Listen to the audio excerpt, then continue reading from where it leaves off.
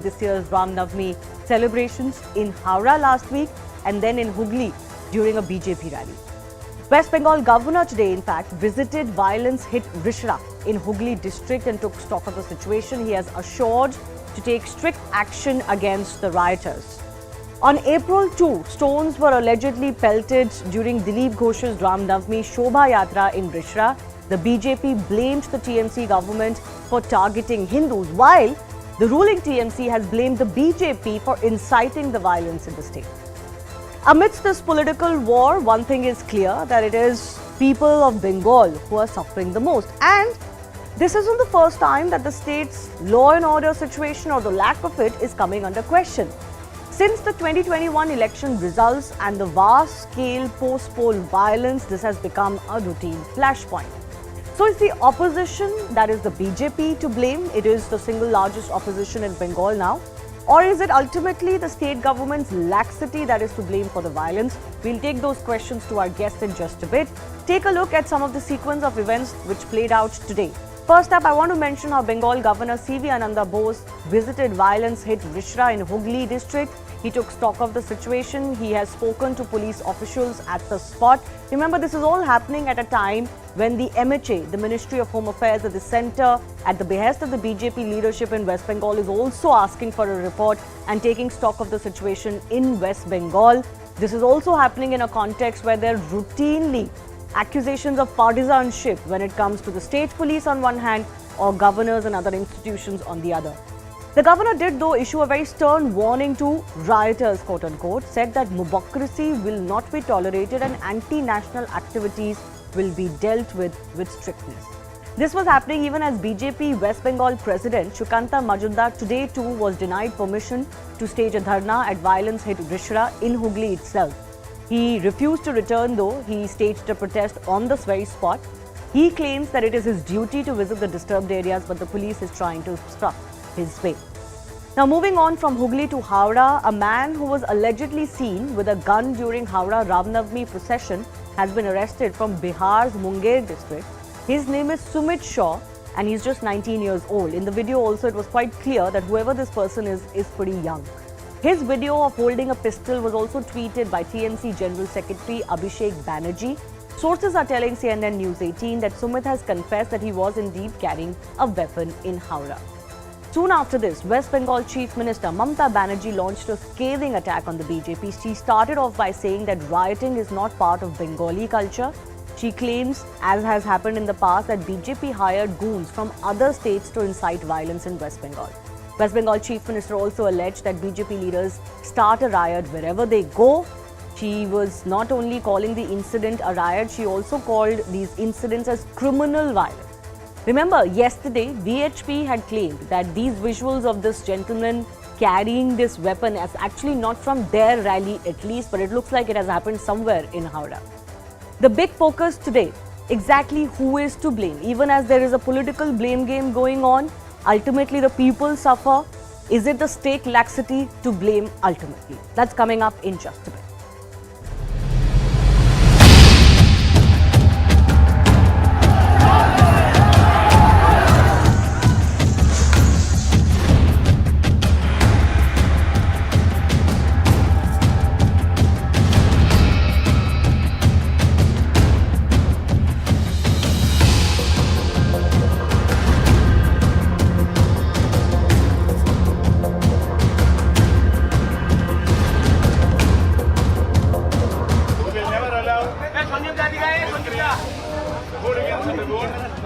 Take the law into their hands. There will be action, solid action from the part of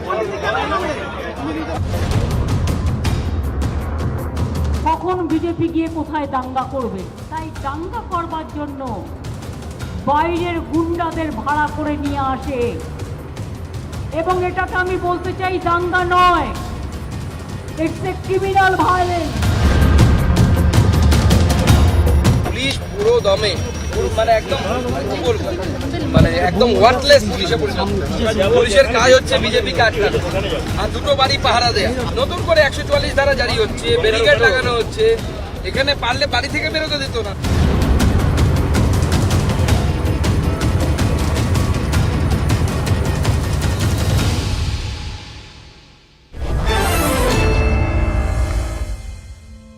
Let's go across to the guest joining us. Priyanka Tibrewal from the BJP West Bengal unit. Riju Datta from the TMC joining us on the show. Gargi Nandi Roy is political analyst. Also Nilanjan Das, researcher and political analyst on the show. I thank you all for your time. Priyanka, let me start with you. There is this man who was carrying allegedly a weapon during a Howrah procession that has been caught from Bihar. And that is being used, that specific example is being used by the TMC to allege that this is what the modus operandi of the BJP has become. You bring people who are from neighboring states, they are doing all kinds of activities in Bengal and actually disturbing the law and order situation in the state. How do you respond? Because today somebody has been arrested. See, I would again repeat what I said yesterday, that Vishwa Hindu Parishad directly said that whatever video was shown was not from that rally in Howrah. Now, where this man, they went and arrested this man, he is back here, he is nobody, he is no post holder in BJP. So, the claim which Mamata Banerjee is making that people from BJP are doing all this, it cannot be substantiated at the moment. And rest is matter of investigation, because yesterday, we have also seen certain pictures of a very close aide of Kalyan Banerjee, who is the member of parliament from Srirampur. These pictures have come out where he is seen in the rally, roaming here and there. So what was he doing in the rally where that later on where, the rally was attacked? So there are questions. But what does that mean? What does his presence mean? Can't he be part of a Ram Navami celebration? No. It was much before that. That Shukanto Majumdar and everyone, they told the police that, there are certain kind of plannings which is going on. That is why even after the court's order, yesterday night, the Rishra railway station was attacked. And the names of the people were also mentioned by us to the police that please ensure that there is no violence. But even then, the railway station was attacked and, there was a standstill for 3 to 4 hours. People had to go through a lot of difficulty because there were no trains moving. And this was told to the police. Then also they took no action. Okay, can I just interrupt you 1 second? Can I just interrupt you? I will give you more time, but Riju Datta desperately wants to come in. Yes, Riju, what is it that you want to say? Okay. Yes, now let me expose the lies of BJP spokesperson on national panel. This guy is arrested, Sumit Shaw. What did the BJP spokesperson right now said? That they has been arrested, it is a matter of investigation. He was carrying this illegal firearm in Ram Navami. I don't know in which scriptures it says to pay respect to Prabhu Ram, you have to carry illegal kattas. And now she said he is nobody. This is the proof. In the middle, it is Sumit Shaw, and this is Om Prakash Singh wearing a BJP patta, and is the local BJP leader from Howrah. This is how the liars of BJP and Vishwa Hindu Parishad wants to weaponize our Hindu festivals and try to create a communal tension in Bengal. Okay, Priyanka, please respond to that. Priyanka, please respond. First of all, my friend, he has little bit less knowledge about Hinduism. So let me tell him that Ram Navami Shobhayatras are not only taken out by BJPs. It is by Vishwa Hindu Parishad, it is by Bajrang Dal, and many other NGOs are also there who took out the yatra. Now, anyone with that intention, probably TMC had planted him. He came, he took out the yatra. There are 110 people. He's showing a picture of this accused young man who's carrying a weapon with your leader. I don't know if that's a proof, obviously not, but shows some sort of proximity. If that is a proof, then all the thieves who are behind bars, they were seen with Mamata Banerjee. How? So who what was do you want seen? to say? That Come Mamata on. Banerjee was involved in whatever has taken place in West Bengal, all the criminalism, all the choris which has taken place Who are in you West talking Bengal about? is Mamata Wait Banerjee. 1 second. Which criminals are you talking about that Mamata Banerjee was seen with? All the leaders who are there in the jail. You mean the corruption cases? Yes. Arpita, who's behind bars, she was there on the stage with Mamata Banerjee, and Mamata Banerjee backing her and saying that you have done a tremendous job. You are doing a tremendous job. Okay, so one second. One more picture Riju Datta is showing. Yes, Riju Datta, what are you showing? Please see, I'm zooming it on here. He is the same guy tying BJP flags. Okay. Still, but they are such a loser party, they are disowning Mr. Riju Datta can also carry BJP flag, and we will not stop Why him. will I carry? Mr. I despise BJP. Why will I carry this flag? I despise BJP. BJP is a bunch of hate-mongering rioters. Pathological liars. Why will I carry their flag? Why this entire thing is being done is very clear. Since everybody was talking about the corruption which is happening in West Bengal, now in order to don't change the goalpost. in order to cover the corruption stories, Now they are the people who are spreading dangas. Today only Mamata Banerjee. Okay, one second. Can I Everybody come in doing on the Ram issue are of dangais. who's doing danga and spreading violence? Riju, obviously the next natural question is going to be, if you are in power, the question is going to be asked to you. And Mamata Of course, that Banerjee law and is order is a the state Home subject. Minister in charge of police, Correct. in charge of law and order. Then how can it be explained or wished away that you know who the culprits are, who instigates all of this, and yet it keeps happening under your nose? Now, first of all, yes, law and order is a state subject and it is the responsibility of Mamata Banerjee as the Chief Minister and Home Minister to maintain peace and harmony. Now, I will ask you a very normal question to all your viewers. In Bengal, there are more than 500 Ram Navami rallies. Priyanka herself was a part of a rally. I took out a Ram Navami rally. All over Bengal, it did not happen. It happened in Howrah, in one particular locality in Chipur and one locality in Rishra. Now, please tell me this. If there is hundreds of people who want to celebrate Ram Navami, why will we stop it? The question arises when BJP goons infiltrate these religious processions trying to incite violence. Now, let me expose a toolkit and please bear with me and then Priyanka can answer. The specific modus operandi. Step number one. Choose a non-BJP state. Bihar, like Bihar, Bengal and Maharashtra, where there are 130 Lok Sabha seats which BJP is not winning or facing a tough battle. Pick one of those states. Number two. How do you know that? No, let's not get into that territory. I am sorry, I am not buying these arguments. Don't deflect. One second, Priyanka. One second. Priyanka, one second. Priyanka, 1 second. If anything, there should be, by your logic, there should be something happening in Karnataka. That's where the BJP faces its next toughest, contest. But in any case, I am not getting into that. Please don't give me these half-baked theories. I asked you a question. 1 second, Riju. I repeat my question. Two of my guests have not spoken. Since 2021 elections, the post-poll violence for which you've been put in the dock by the courts themselves. Recently, during a BJP rally, there was also mass-scale violence. Now this is happening in Bengal, and this is a pattern in Bengal for the last 5 years. At least for the last 5 years, some would say since 2016-17.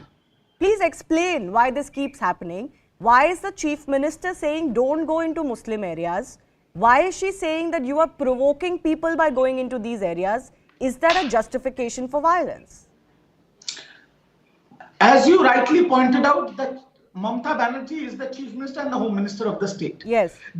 In this month, there were Navratris celebrated by a particular community. There is Ramzan that is celebrated by a particular community. My question is, you take out Ram Navami procession, you take out Hanuman Jayanti procession, you take out any procession, no issues. It is not communal. It is a criminal offense that BJP is committing. But if somebody is holding their prayers and then you go inside in front of their house and you infiltrate this religious procession, your political goons for your electoral mileage, you brandish illegal weapons, you play provocating songs on the DJ and you give illegal and absolutely shameless slogans. What do you think will happen? What do you think will happen? Should we stop all religious processions? No, what do you think will happen? Let's say somebody is playing... One second. Shivani, allow me. Once again, let's say somebody is playing a provocative song in front of you. First of all, the street in front of my house doesn't belong to me. I can't object to anybody on it. But let's say somebody is brandishing a weapon, is playing objectionable songs. What do? Pelt stones? Attack that procession, and am I going to be condoned, or do I call the police? Absolutely not. And the police is facing the charge that they were standing as mute spectators. So come to the subject. Come to the question I'm asking you as the representative of the ruling party. Ultimately, the responsibility is yours. That is why there are 36 arrests from Howrah, more than 50 Why arrests now? from Why couldn't you Rishra stop and them? You were present. one second. One by one. But does Riju, that's leaders- post facto. I'm asking you, you're in power, you've been consistently in power. There should be no reason why any nefarious element can do anything in Bengal. No, my question is, if that is the question, then for Unnao, Hathras, Muzaffarnagar, Oh God, that's not an explanation. No, that is not an explanation. No, we have taken action. There is no law. No, why does this keep happening in Bengal? It happened last year, it happened last year, it happened the year before that. All of those times the TMC was in power. No, you have to understand one second. One by one. In a large One by one. like this, In a large state like this, if one or two incidents that is being peddled by the BJP, let's not create a narrative that there is a law and order situation. Okay, so then If that what the UP narrative, is, then the UP entire is, once country again, should then why stop. did you bring in Unnao? Is UP not a large state? Why did you bring in Unnao? Let's come back. No. Then for Ram Navami, there was violence observed in Lucknow also, violence in Vadodara also. Why that is not the topic of multiple discussions? We discussed it. Why We not discussed the Bengal? violence in Allow me Gujarat. another We please. discussed the violence in Maharashtra. What is your problem if I discuss Bengal? But anyways, I need to go to our other two guests who have not spoken. One by one, please. Two of my guests have not spoken. No, this is not Okay, peddling a narrative. This is a may I question come that in? every state government Shivani, faces, allow me a quick and you will rebuttal, also please. have to face. I'm sorry. Yes, Priyanka, 30 seconds only. Two of my guests have not spoken. Yes. Now, what I am saying, in a state where a chief minister, before the investigation is complete, she has already said that, you have to take care of the Muslims and the minority. Please ensure that nothing happens to them. Who were attacked? It was the Hindus. Whose yatra was attacked? It was the Hindu procession which was attacked. And she already says whom should be safeguarded. Now, this is very clear after the Sagar Digi elections. 3 reasons why she wants to please the Hindus. One was because of the attack on the ISF MLA. You do your The other is national Anish Khan's politics. One by murder. one. The other is Anish Khan's don't murder, need and that. the third one is the Home Bakui Minister Ghatna where the said Muslim no, leaders okay. died and they were caught and they were burnt alive. Okay, you are saying that because the TMC, one second, you are saying because the TMC believes that the Muslim vote bank is shifting from them. I don't know if there's any great 101%. proof of that, frankly. They've just won the Bengal elections give with a these great right-mongers They majority. have lost But in any the case, target. one bypoll They was have enough to lost- suggest that I'm not getting into these half-baked political theories, frankly. Yes, on that either is side. why- that on is either why side. the minority But Nilanjan minister Das, was removed. one second, Nilanjan Das, please explain to me why is it that this keeps happening in Bengal? That's the one question people will ask. I mean, some small incidents can happen in a large state. Obviously, you cannot write off the entire state by that. But these are not small incidents. This violence has now continued for 5 days. Why does this keep happening in West Bengal? Is that not a question to be asked? Absolutely, but I want to ask why this rally was conducted by Mr. Dilip Ghosh at Rishra. Rishra is just near my house. I know what Okay. is happening. My area is under, curfew. So you can understand what's the problem. So why I is there want a to question ask on why this rally was happening? Why should it not happen? Explain, please. So why did it happen on 2nd of April? So what's the The Ram problem with that? Navami was on 29th March. So what's the problem this with was that? a pre-planned attempt by the BJP. Hear me out. Huh. And the BJP has brought in goons from Jharkhand. No, 1 second. I I'll can go show one you by one. pictorial No, 1 second. I'll go one by one because I am not understanding. If a rally happens on April 2 instead of March 30 or March 31st, does that mean that there should be violence on that rally? What is the justification here for violence? No, the violence has been orchestrated by the BJP. You understand the context. The violence is not, it's nothing of a communal clash or anything like that. Okay. It has been absolutely orchestrated by the BJP. They have brought in goons. They have So you brought are in saying criminals that for the from last outside. 5-6 days, These are even not the local visuals, people. 1 second, even the visuals of stone pelting on the processions are not to be believed from rooftops? These are all orchestrated by the BJP. This is absolutely a pre-planned attempt by the BJP to disturb the communal harmony that exists in Bengal. Okay. They are unable Gargi. to win elections. They are losing elections after elections. Okay, Gargi And now Nandi they are Roy, resorting please to respond to that. Whether it is the stone pelting Yes. from Niranjan, rooftops I'm also or a the daughter of processions on Bengal. the street, it is the BJP to be Yes. blamed for both of it. Ma'am, I live here. Yeah, okay. Yes, I'm see, asking you a question. I'm You also respond. a daughter of Yes. Bengal, so let me speak. Bengal was a state which used to be proud of its art culture, and today we only know Bengal because of the violence. And let me tell you, this spiral of violence is continuing since the last election.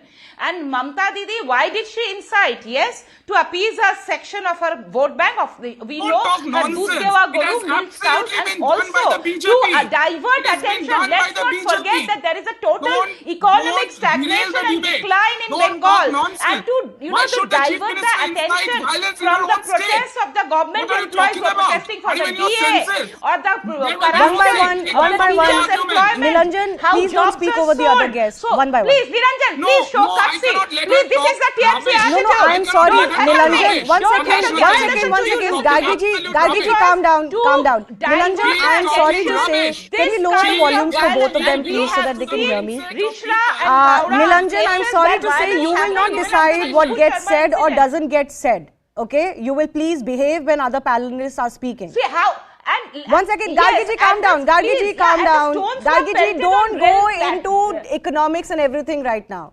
Please focus on the issue that we're seeing over the last 1 week. Why is it that this is happening in Bengal, and what about the fact Yes. that there is a BJP role or a Because there BJP is a- angle that comes into all of this violence No, that happens see, in Bengal? there is a total right. There is a total breakdown of administration and law and order, and the police is totally politicized and Yes, partisan. yes. And Police for that belongs to we a need to house ruling arrest all the party. BJP So leaders. a Nilanjan ji, BJP please MP not of like this. Hooghly, Nilanjan ji, he not like stopped this. at the Please take railway him off station. air. Why? Stones were pelted at railway trains. Train stones were pelted upon. Okay, but can I On ask you a procession question? Stones are pelted. There are visuals. So who are pelting the stones from They're the saying mosque? BJP They is are not orchestrating arrested. it. And They're these saying people are BJP is forgetting that orchestrating Muharram it. procession go on the main road brandishing weapons. Nothing happens. No Hindus ever spelled stones. And see, these are the areas where we have seen violence before, after the Nupur Sharma incident. So which are these areas? So yes, there has been an incitement, there is appeasement and total paralysis Okay. of administration Can and I law ask and you a order question in Bengal. though? Can That's I- what we Gargi ji, see, and please she's listen to doing my it question. deliberately before the panchayat election. Okay, Gargiji, listen to my question. It is a logical question yes, to tell me. ask. Why would a state government, why would a sitting chief minister want violence in their state? Why would they want it? See, because she's feeling that the Muslim vote bank is shrinking. So all the I don't ways see she any will try evidence to of that. appease her, she calls them Dudya Godu. No, but you are linking one You from the see other. It's quite a jump. Highways, let me tell you, on highways, let me tell you how appeasement happens in Bengal. On highways, under police protection, iftar party happens. Isn't that an appeasement? If Hindus take out a procession, that is communal. What about that's blocking highways to do iftar parties Can I under come police in? protection? Okay, yes. Let Riju Datta come in they on that. know it. Riju Riju knows Datta. it very Yes, one well. second. Gargiji, So- please hold. Let me take that Yes, appeasement so question that to is our not political it is panelists. One totally second, an one second. appeasement. Riju Datta, that is a charge your government has consistently faced. Even the statement by Mamata Banerjee that I pointed out earlier, that, you know, please don't go into these areas. We don't think that's a very great idea of India, that you can't cross certain localities just because you'll offend somebody. I don't think that's what we were Mamata told by the Banerjee, for constitution. 1 second. But in any Let case, me- please let me respond to a charge of And Riju, appeasement. Muharram processions are never stopped. For Muharram, Oh Durga my Immersion goodness. processions are stopped. Okay, fair enough. Muharram Let him processions respond. happen on Let him main respond. road and they also brandish weapons. No, that's I okay. just Please want don't to remind compare. you, I'm Doctor. not. Yes. No, I'm not going to. I'm not going to get into comparative religiosity. There is a certain ritual for Muharram. Let it be. That ritual does not need to be replicated on Ram Navami. Please, that's not But justified. nobody pelts stone now. Yeah, that's Why fine. are Hindus Obviously, only there is no attacked in justification Bengal for of stone today? pelting. I am not going to act like just because somebody offends you, you can pelt stones on them. That's not the way to be. But anyways, Riju Datta, And appeasement. today Rishra power plant is Gargiji, also on fire. my Let me goodness. inform you. Rishra power plant is also on fire today. Okay, okay. Why is this happening? Because of your appeasement, Riju Datta. If by this logic, when communal people who want to spread their communal venom comes on national platforms and says all this, then by that logic, Pradhan Mantri Narendra Modi is the biggest appeaser of majority politics in this country. Okay, get to my BJP question, is a please. disgrace to the Get Indian to the question. Constitution. Don't broad base everything to outside of Why? Bengal. Is there not Why? clear appeasement In of Bengal, Muslims listen, in West I Bengal? want to say this. I, as the official spokesperson of the party, of the ruling party of Bengal, I'm telling you, there is no law and order issue in this Bengal. What about there is political BJP who's appeasement? following. Okay, okay. There is What no about political appeasement of minorities in the state of West Bengal? Let me tell you, madam, as per the last Vidhan Sabha election, where Trinamool Congress got 49% of vote share, out of 49% majority was from the majority community. Right. There is no Hindu Muslim in Bengal, number one. Number two, BJP is following a toolkit where they believe, as per the Yale study, that if they incite riots, they can polarize the votes. Okay, It will okay. not I have happen limited in time. Bengal. Priyanka, 30 और seconds to हम respond to उल्टा लटका देंगे that. writers को। Respond to that. No, he has a point. They were voted yes, in yes. overwhelmingly by not just Muslims of the state, by Hindus too. So you can't Right, get away that by is saying why. this is Now, appeasement. allow me to complete. Yeah. Allow me to complete now. That is why I'm saying that Mamata Banerjee became the chief minister not only for minorities but also because some majority voted for them. But even then, she is there to please the minorities because she knows that 30%, that 30% went straight to Mamata Banerjee and not to BJP. She knows that. Okay. Now, Mr. Datta, let me complete. So another thing is, just very nicely, Mr. Datta said that some outsiders came from Jharkhand and these outsiders, they planned and orchestrated everything. Now another friend from Rishra, he was saying that the same thing happened. Now tell me, we had seen outsiders, if as such, whatever they are trying to say, that outsiders went and they went on the top of the roofs of whose house?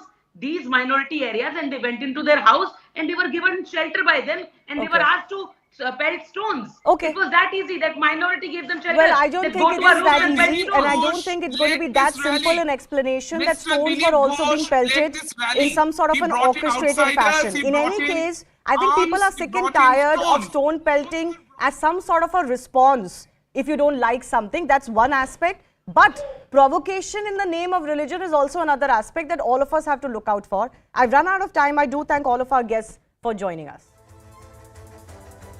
Shifting our attention to the big international update we're tracking taking place later tonight. Former US President Donald Trump's indictment by a New York grand jury has thrust the country into uncharted political, legal and historical waters.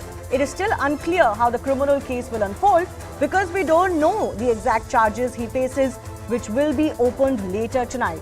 Remember, former United States President Donald Trump has arrived in New York ahead of his arraignment at the Manhattan Criminal Court today. Trump is the first former and current president facing criminal charges. Security has been beefed up around Trump Tower and the roads have been blocked near the Manhattan Criminal Courthouse. Trump faces as many as 30 counts related to business fraud following an investigation into a hush money payment to adult film star Stormy Daniels that dates back to 2016 elections. Stormy Daniels has also alleged she had an affair with Trump in 2006, which the latter has denied.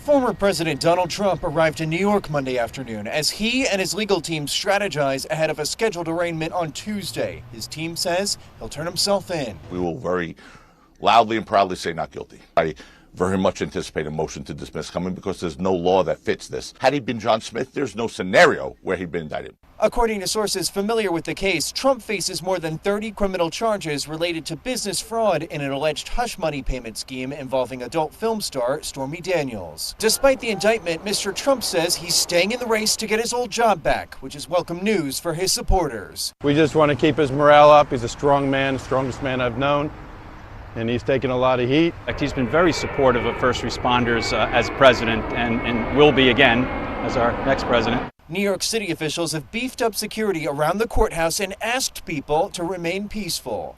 New York City, as always, will be prepared. The NYPD and our entire public safety apparatus are always prepared. While there may be some rabble-rousers thinking about coming to our city tomorrow, our message is clear and simple. Control yourselves. Trump's legal team said the former president will challenge, quote, every potential issue once the indictment is unsealed. The team will look at every potential issue that we will be able to challenge, and we will challenge it. Now, hush money payments aren't quite illegal in USA. For example, between 1997 and 2017, the US Congress, which is their parliament, paid $17 million in settlements, including for sexual charges. Ahead of the indictment, prosecutors were weighing in whether to charge Trump with falsifying business records of the Trump Organization for how it reflected the reimbursement of the payment to Cohen, his former lawyer, who said he advanced the money to Daniels. So it's more a technical financial issue. Falsifying business records is a misdemeanor in New York.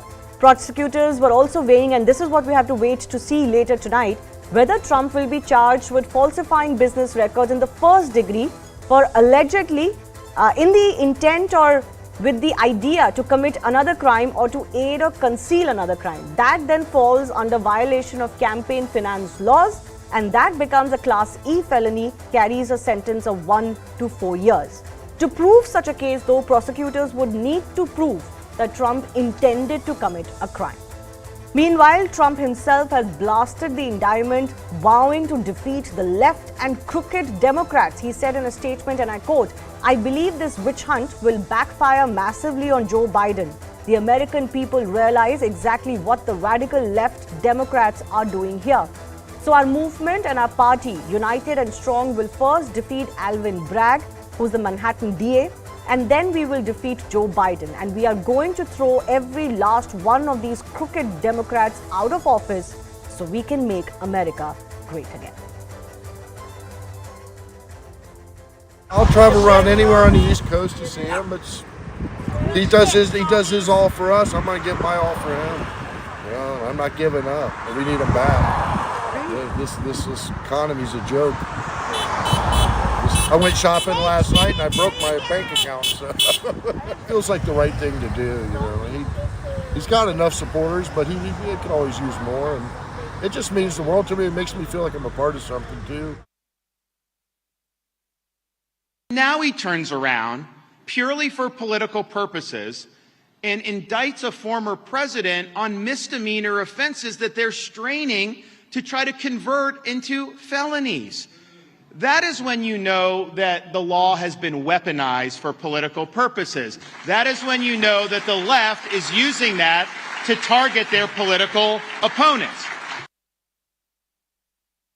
I think the American people see that. It's the very essence of the abuse of the prosecutive function, which is pursuing a person rather than pursuing a real crime. The case, based again on what's being reported, the case lacks any legal basis. It's pursuing somebody on the. There's nothing inherently wrong or illegal about making a hush payment. They're saying he falsified the corporate record, but for that to even be a misdemeanor, you have to be trying to defraud somebody, and it's unclear exactly who's defrauded. This is his own company.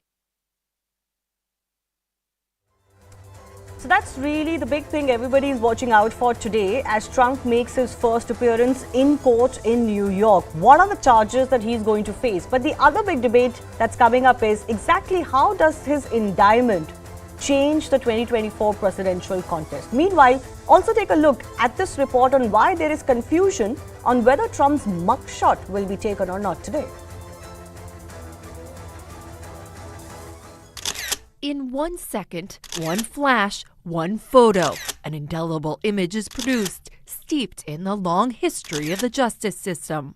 Eyes forward, looking right into the camera, that exposure exposing the person, becoming a lasting part of their own legacy.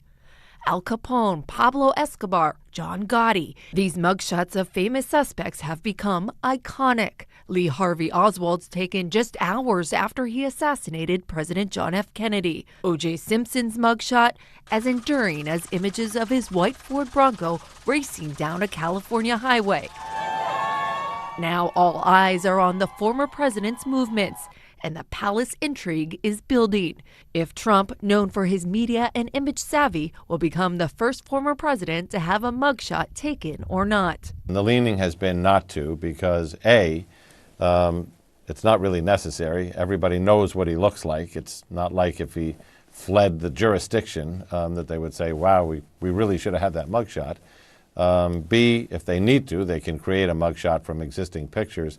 But the real concern is that the mugshot is going to be misused. New York state law prohibits the release of booking photos unless police say there is a legitimate law enforcement purpose to release them. Sources tell CNN authorities are concerned about the potential photo leaking. The Trump team is trying to avoid it. I do have a problem with leaking of pictures. I think that because we're in a campaign, because he's the leading GOP candidate, it's not going to help anything. Mugshots are for people so that you recognize who they are. He is the most recognized face in the world, let alone the country right now. So there's no need for that. There's no need for the theatrics, no.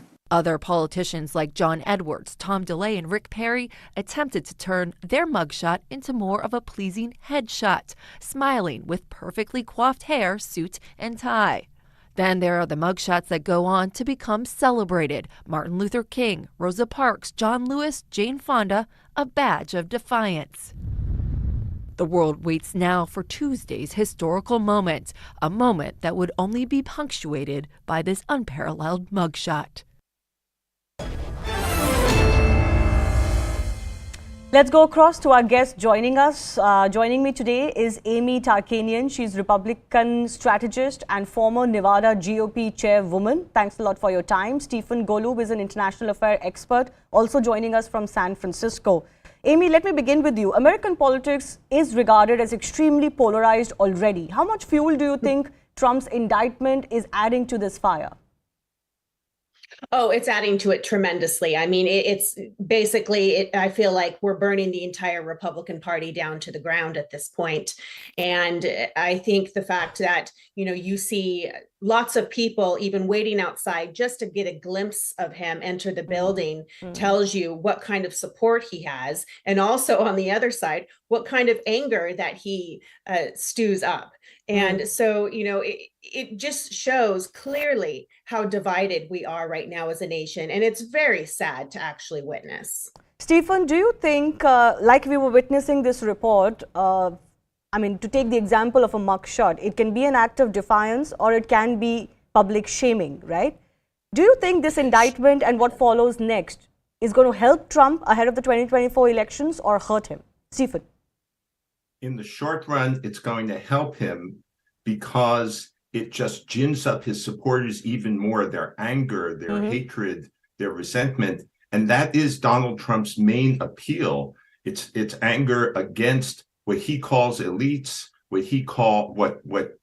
against minorities, against immigrants, against all sorts of folks. Or the establishment in his case as well. Yeah, and it increases their support for him. It also, as we've seen, has rallied the leaders of the Republican Party around him. His poll results are looking very good.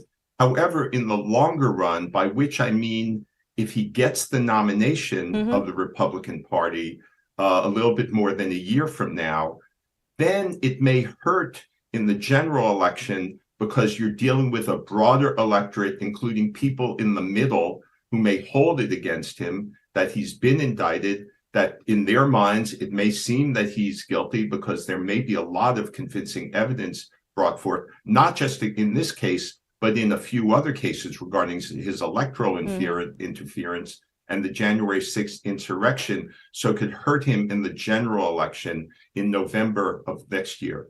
If he gets that nomination. Amy, you were nodding your head. You want to add to that? Does it help him or hurt him? And will the Republicans stand by him? Or will the Republican Party stand by him? Will he get that nomination?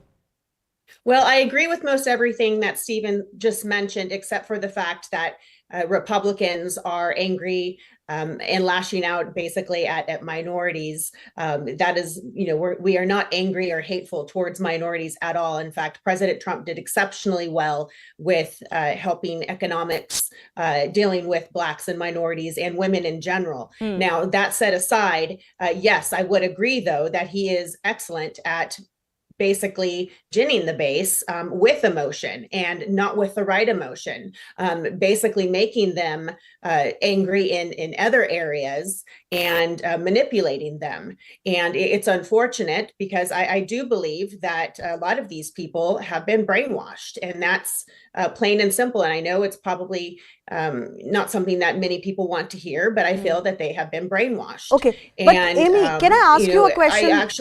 Can I ask you a question though? Because, Stephen mentioned that, when he gets to that election, there could be a feeling that he's guilty. On that guilty aspect, I want to ask you that hush money is not illegal in America. There have been accusations, worse accusations against former presidents in America than what Trump is, accused of with Stormy Daniels.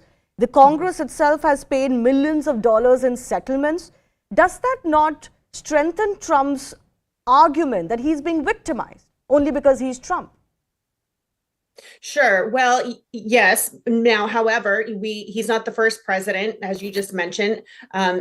Paying hush money is nothing new. However, we do have social media, and he is notorious for actually being quite crass and speaking very openly about his philandering in the past. And he's gone on interviews with radio personalities and spoken very openly about his misbehavior. And so it's an accumulation that I believe the Democrats are going to capitalize on with this scenario in showing that he is not a good person. He's not a good human being. And they want to continue this black eye through the election. So some people are actually thinking maybe the Democrats want him as our nominee, and that's why they're assisting in this area.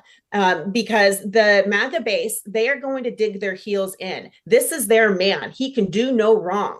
And, so if they have somebody who is so black and blue, who is so bruised up, who just seems to be a terrible human being, and they can continue to paint that picture, then that's only going to help if President Biden decides to rerun. I like the way you framed that answer, what he did the first actually, time and stay in the basement. He's not on trial for being a bad human being. That's really the interesting aspect. But that's what they're going to paint him to be as. So that's exactly my point, that the optics of this so-called trial is to paint him as the bad guy. But it will be interesting to see, Stephen, what charges are they eventually able to bring up against him, because those charges are going to be purely of a financial nature. But I do want to ask you, will Alvin Bragg and his team be able to mount off those accusations that this is purely a witch hunt that helps Trump in his narrative? Yes, I think they'll be able to rebut that. We won't know for sure until, as you mentioned, the charges are actually brought to light, as well as probably the evidence, or initially presenting the evidence later today. So that's crucial. One thing, and in terms of a witch hunt, or it being, with all due respect, a so-called trial, no, this is a legitimate trial. They have a basis for prosecuting him, it seems. Whether they actually succeed is another matter. I think they have a good chance, but it's not definite by any means. And Donald Trump is ultimately responsible through his conduct for bringing about the circumstances by which he's being tried, and will likely or very possibly be indicted for other charges such as electoral interference. Very briefly, one other matter I'd like to emphasize that hasn't gotten enough attention, I believe, in the press, is that Mr. Bragg is a very experienced prosecutor. He was a federal prosecutor, which is about as high as you can go in terms of expertise. He knows a lot about white-collar crime such as this. So let's take that into account in assessing what's going on and the possibilities that may develop regarding the success of the prosecution of Donald Trump here. All right. Of course, you can continue to be with CNN News 18 as we follow Trump's appearance. I do thank Amy and Stephen for joining us for this quick chat. I also want to go across to CNN's Gloria Pazmino, who's joining us live from the Manhattan Criminal Courthouse. Gloria, thanks a lot for joining us. I want to begin by asking you, how different is this appearance by Donald Trump going to be than other such usual appearances?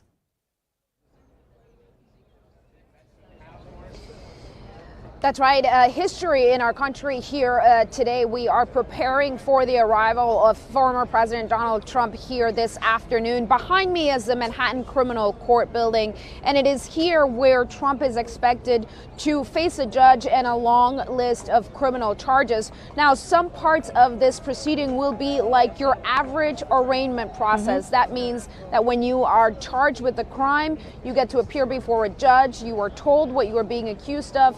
And usually you either get a following court date or you are remanded into custody. That, of course, will not be happening here today. We will be learning exactly what Trump is charged with. The indictment will be unsealed, and we will get full detail of every single accusation against the former president. Now, some things will be different. Like, for example, we had expected that the former president would have his mugshot taken.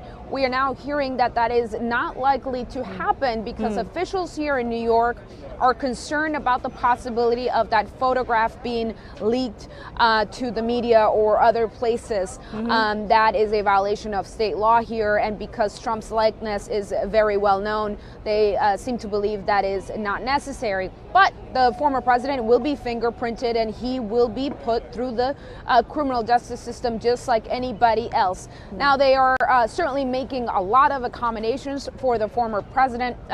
He is going to be coming into the building where other parts of the building will be shut down. They will be cleared out to ensure his safety. But we expect all of this to happen relatively quickly. This is a 15-minute or so proceeding where he will be presented with the charges, and then they will likely set another court date. The biggest thing today is that we will learn exactly what he is being charged with.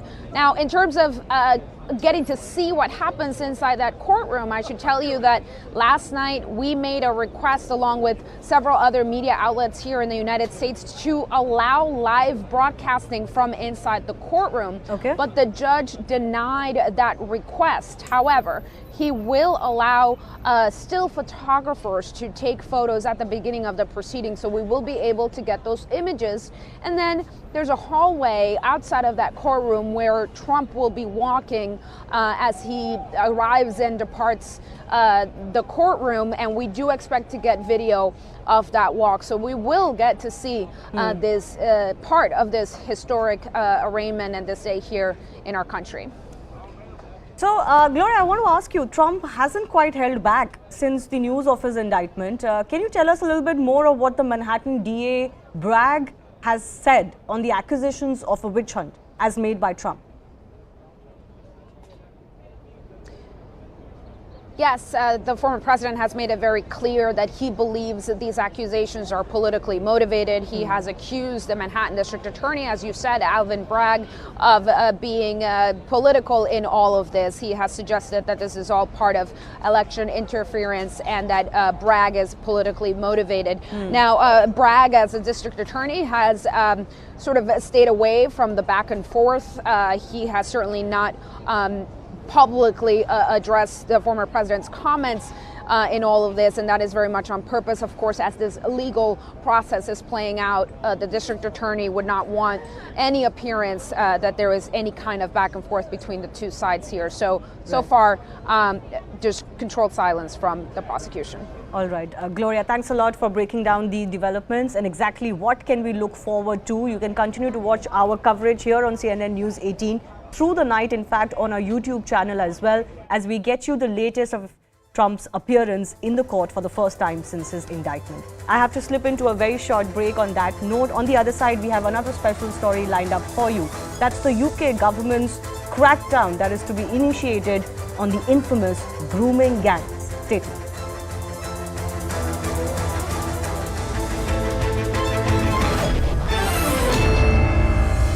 Hoping a ticket from Gulbarga district. So that's the whole reason you see the Ainur Manjunath is also hoping for a ticket, but unlikely that the Congress party will be giving him a ticket. So that's the reason Manjunath also has made it clear that no matter whichever party in fact invites him, he will be joining that party to contest and give a strong competition to K.S. Ishwarappa to show his strength.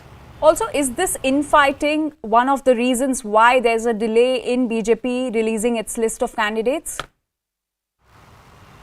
Let's listen into what Chief Minister Baswaraj Bommai has to say on this.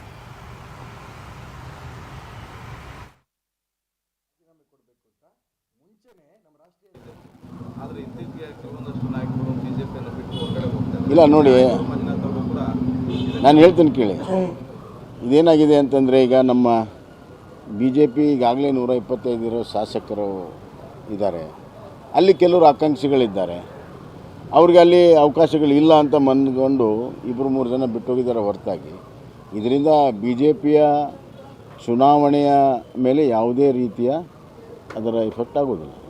Sir, DK Shivakumar ಓದ್ ಬಂದ ಕಡೆ ಎಲ್ಲ 45 ದಿನ ಅಷ್ಟೇ ಈ ಸರ್ಕಾರ ಹೋದ್ಮೇಲೆ ನಮ್ಮ ಸರ್ಕಾರ ಎಲ್ಲ ಕ್ಲೀನ್ ಮಾಡ್ತೀನಿ ಅಂತ ಕೂತಿದ್ದಾರೆ ಸರ್. ಈಗ ನೋಡಿದ್ರೆ ಆಮೇಲೆ CM ಫೈಟ್ ಬೇರೆ ಸ್ಟಾರ್ಟ್ ಆಗಿದೆ.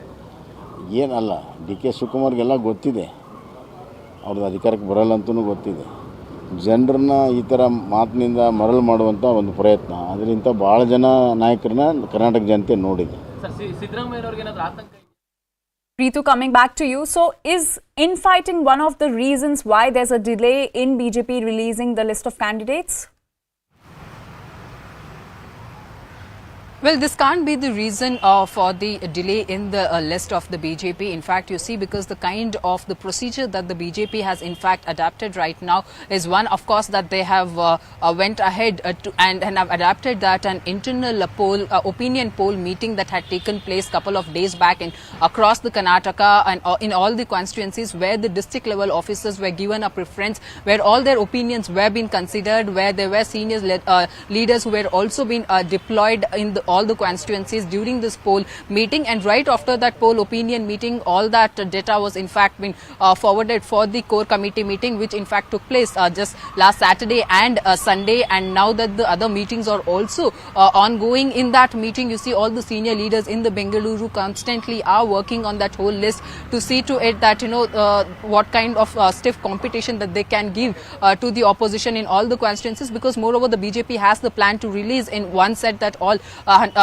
the candidates' names. So that's the plan that they are having, and because of the technical process that they are undergoing, so that's the reason there is a bit delay in their list to come out. But yes, very soon, that on 8th of April is that the whole the information that whatever they have assimilated in during these meeting will actually be forwarded to the Delhi office, to the BJP higher command there, and therefore that list will again go through. The senior leaders will again in the Delhi go through that whole list and will be releasing the BJP's candidates list by let's say April 10th, was that we are expecting the BJP's list to be out. Karnataka BJP is struggling with infighting in B.S. Yedurappa's home district of Shivamogga. BJP MLC Ayanur Manjunath has threatened the party to fight as a rebel candidate if the BJP fields former Minister K.S. Ishwarappa or his son from the Shivamogga constituency. The leader plans to resign as an MLC and contest against K.S. Ishwarappa from the seat. Now, sources have also told CNN News18 that the party is struggling to manage both leaders. Meanwhile, BJP Parliamentary Board is likely to meet on April 8 to finalize the list of BJP candidates for the upcoming polls. Ticket ಸಿಗಬಹುದು ಬಿಜೆಪಿಗೆ ಅಂತಕ್ಕಂಥ ಯಾವುದೇ ಲಕ್ಷಣಗಳು ನನಗೆ ಕಂಡುಬಂದಿದೆ. ಕೆಲವರು ಅವರವರ ಮಕ್ಕಳುಗಳ ಹೊಸ ಪಟ್ಟಿಯ ಮಕ್ಕಳುಗಳ ಹೆಸರು ಓಡಾಡ್ತಾ ಇದೆ. ಈ ಹಿನ್ನೆಲೆಯಲ್ಲಿ ಮೊನ್ನೆ ಈಶ್ವರಪ್ಪನವರು ಪತ್ರಿಕಾಗೋಷ್ಠಿ ಹೇಳಿದಂತ ಮಾತನ್ನು ಬಹಳ ಗಂಭೀರವಾಗಿ ಯೋಚಿಸಿ ನಮ್ಮ ಸ್ನೇಹಿತರು ವಿಶ್ವಾಸಿಗಳೊಟ್ಟಿಗೆ ಸಮಾಲೋಚನೆಯನ್ನು ಮಾಡಿ ಒಂದು ನಿರ್ಧಾರಕ್ಕೆ ಬಂದಿದ್ದೆ, ಸ್ಪರ್ಧೆಯನ್ನು ಮಾಡಲೇಬೇಕು. CNN News 18's Ritu is joining us on this story. Ritu, can you tell us more about this infighting that has erupted in the BJP for the Shivamogga constituency? Well, exactly. You see, ahead of the polls, there's a double trouble for the BJP in the state that we can see, because Shivamogga happens to be a very important constituency for the BJP. In fact, it has a very good, strong hold in that particular district. And you see, the present MLA from that particular constituency is K.S. Ishwara, who happens to be the former minister as well. But right now, this whole clash has erupted because Ayanur Manjunath, who is also an aspirant for the ticket, in fact, is very much miffed against the party, where he has, in fact, alleged that the K.S. Ishwarappa has not refrained from making derogatory statements against him, and he is very much iked about it, and that's the whole reason that he want to contest against K.S. Ishwarappa and give him a strong competition there, because, and also on the other hand, you see the K.S. Ishwarappa is eyeing a ticket once again, either for himself or for his son Kantesh. But yes, it's unlikely that the party will be able to give ticket to K.S. Ishwarappa, because he's almost 74 years, and all you see what's the policy of the BJP also talks about in that manner, and that's the whole reason the former minister is trying a ticket for his son. But on the other hand, what we can also, what one has to note here is also that if Ayanur Manjunath also happens to resign from the BJP, then he will be the third MLC who would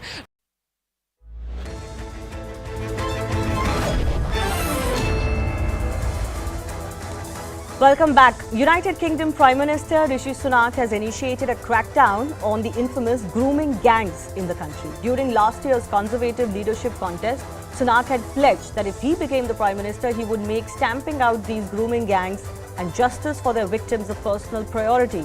Now, grooming gangs is a major concern for UK since it targets vulnerable young girls. And according to several reports, British Pakistani men are perpetrators of most of these cases. Rishi Sunak has openly criticized, quote, political correctness over grooming gangs and has initiated a crackdown. First up, a look at what this crackdown basically has in it. So UK government will launch this crackdown as far as a grooming gangs task force is concerned. This task force will include specialist officers who will help cops in their investigations. The agency will help local forces by offering what is being termed ethnicity data. New laws will also be introduced to ensure harsher punishments as far as these crimes are concerned. What happened to vulnerable children in Rochdale, Telford, Rotherham and other places is simply appalling. Last year I said that if I became Prime Minister I wanted to take decisive action to help stamp out this evil. Today we're announcing a set of new measures to achieve that. A specialist task force is being set up by the police, tougher sentencing, a new national hotline and data analytics to make sure that we can identify and catch perpetrators. All these measures will make sure that we can clamp down on the horrific abuse of children that we've seen. We must ensure that we have a country and a society where children can grow up safe, and we won't rest until we achieve that. So what exactly are these grooming gangs? It is a group of people who sexually exploit vulnerable women in society. The victims are often underage girls. According to a report, over 1,000 such kids were abused by these gangs, for example, in a town called Telford Town in central UK. The victims are abused through a process of psychological manipulation, and according to reports, majority of accused in such cases were British Pakistani men. Several reports on this issue since 2014 have shown that cops were actually afraid of launching probes or bringing accused to justice because they feared of being branded Islamophobic. There was a bombshell report published in 2014 by the Independent Inquiry into Child Sexual Abuse, which gathered data from 7 years of hearings and testimonies from 725 witnesses. This 2014 report claimed 1,400 kids were subjected to sexual abuse. This report was published on the basis of cases in Rotherham between 1997 to 2013. Perpetrators were mostly Pakistan origin men. Girls aged 11 years were trafficked across North England. Report also mentions that agencies should not fear affecting community relations when they look into such crimes, and that people must be able to raise concerns without being labelled racist. There is another Home Office research though which says there is not enough evidence to stereotype Asians or blacks as far as these crimes are concerned.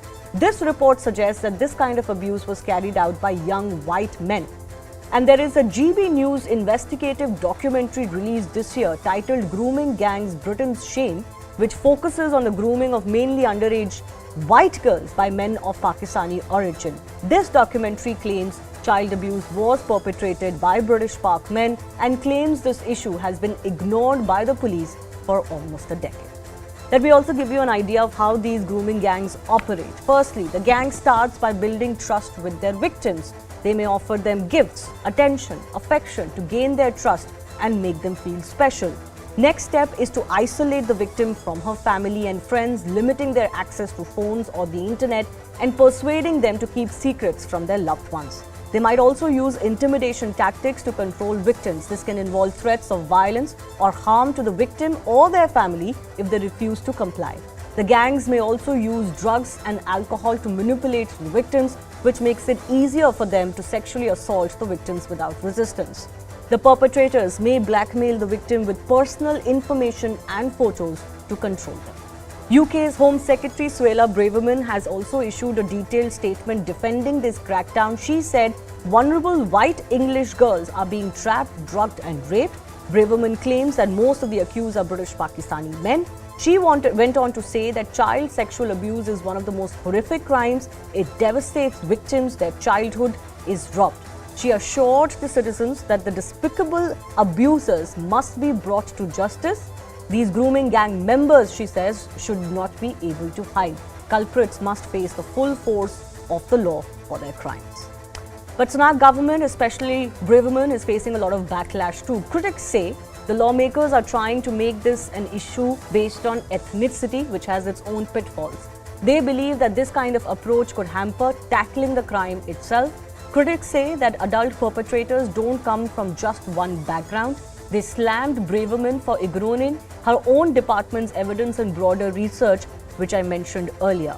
Critics claim that the government has fueled the perception of this being an Asian problem.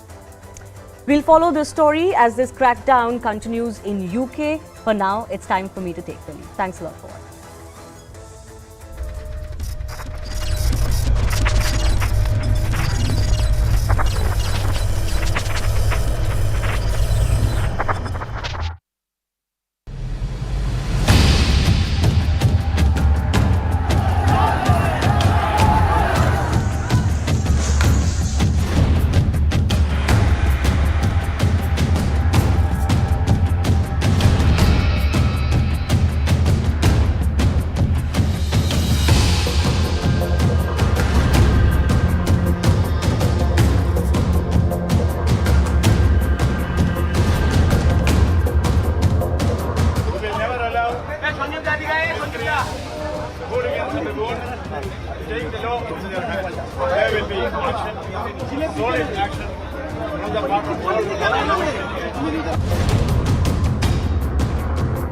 কখন BJP গিয়ে কোথায় দাঙ্গা করবে, তাই দাঙ্গা করবার জন্য বাইরের গুন্ডাদের ভাড়া করে নিয়ে আসে। এবং এটাকে আমি বলতে চাই দাঙ্গা নয়, it's a criminal violence. Police পুরো দমে মানে একদম কি বলবো, মানে একদম ওয়ার্থলেস পুলিশের কাজ হচ্ছে বিজেপিকে আটকানো আর দুটো বাড়ি পাহারা দেয়া। নতুন করে 144 ধারা জারি হচ্ছে, ব্যারিকেড লাগানো হচ্ছে, এখানে পারলে বাড়ি থেকে বেরোতে দিত না।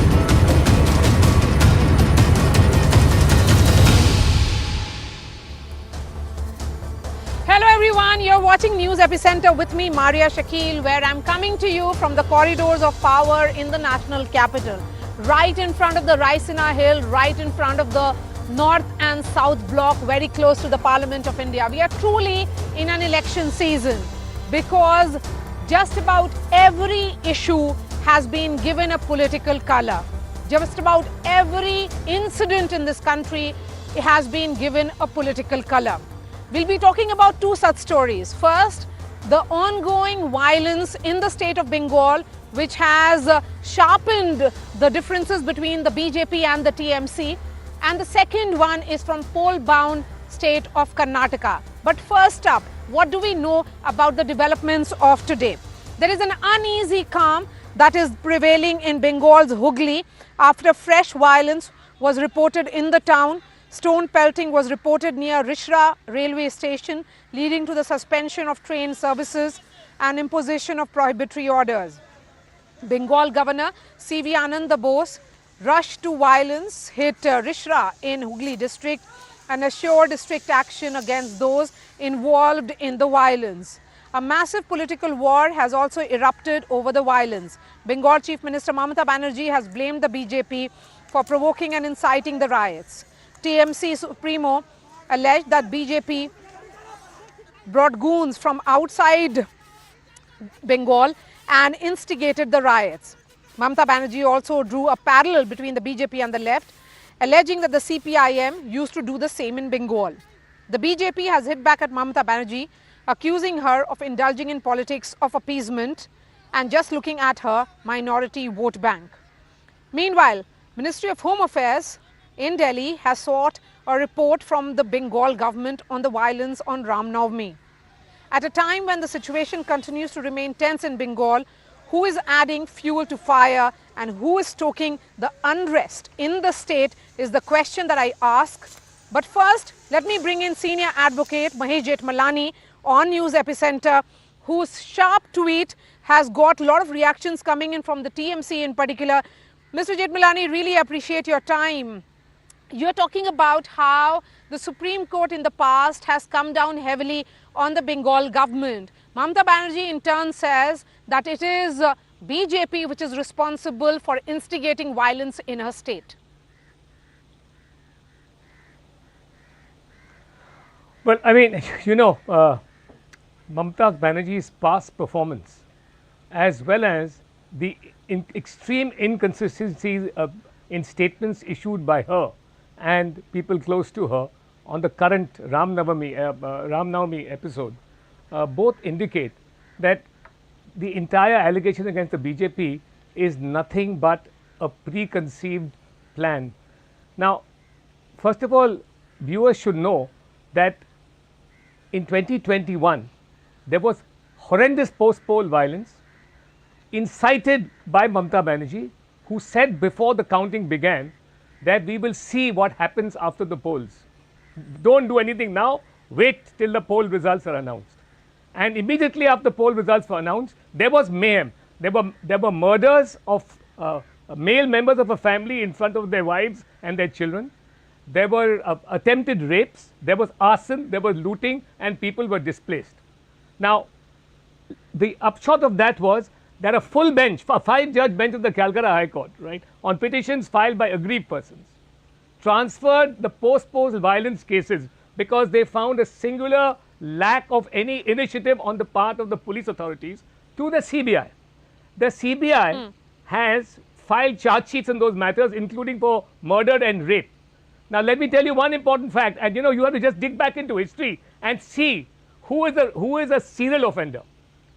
In 5 offences, in 5 FIRs, the election agent, one S.K. Supyan of Mamata Banerjee in Nandigram, where she lost to Suvendu Adhikari, he has been named in 5 charge sheets as instigating violence, including attempted rape and murder. 5. Now, you come back to 2023. What was the need to say pre the Ram Navami procession? What was the need to say that there should be no harm? I mean, you were already signaling.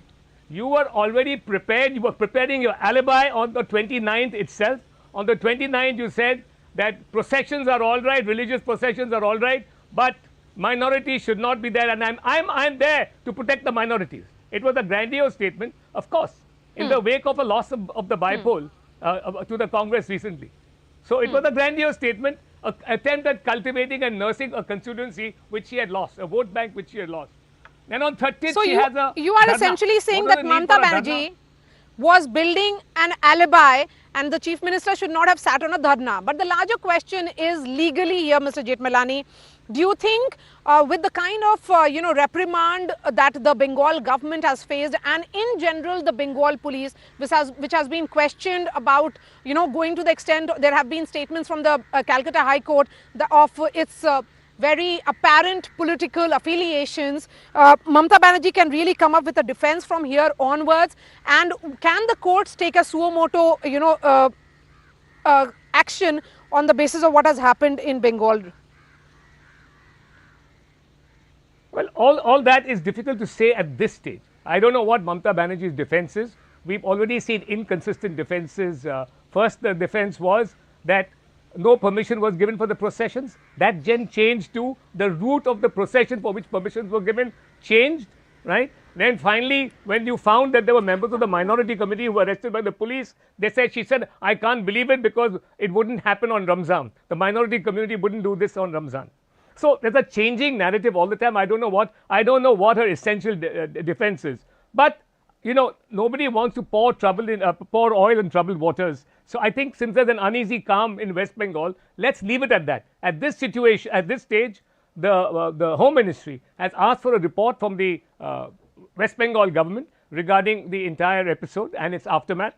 And the governor has also jumped into the picture and sought the truth of the matter.